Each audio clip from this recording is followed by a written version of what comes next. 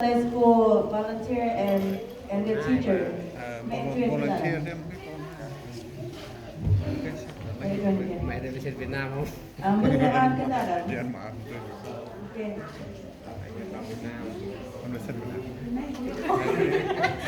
I forget to read all the time.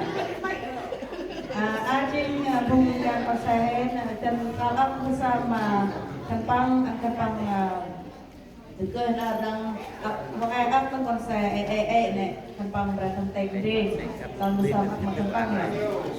bớ anh ăn men Senior juga anak-anaknya. ăn cái này envelope ấy. Andy.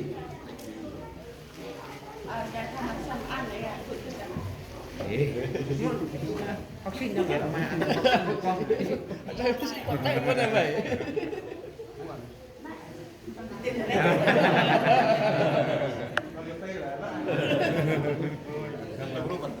Nấu ăn rang đây à, nấu ăn rang ngon. Hay. Anh đang prim coba.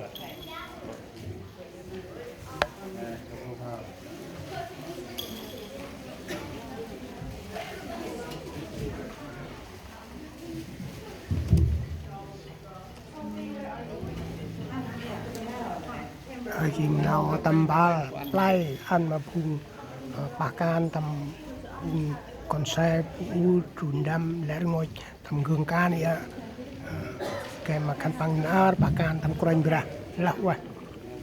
Ra mình là đại đơn hình nhỉ, mình. Xiên ăn Mình riêng.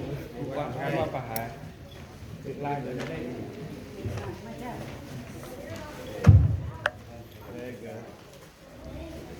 Chi đến khi mà chụp được chi đâu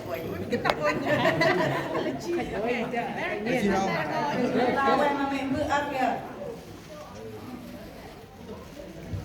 Tầm kelas partau kan dia.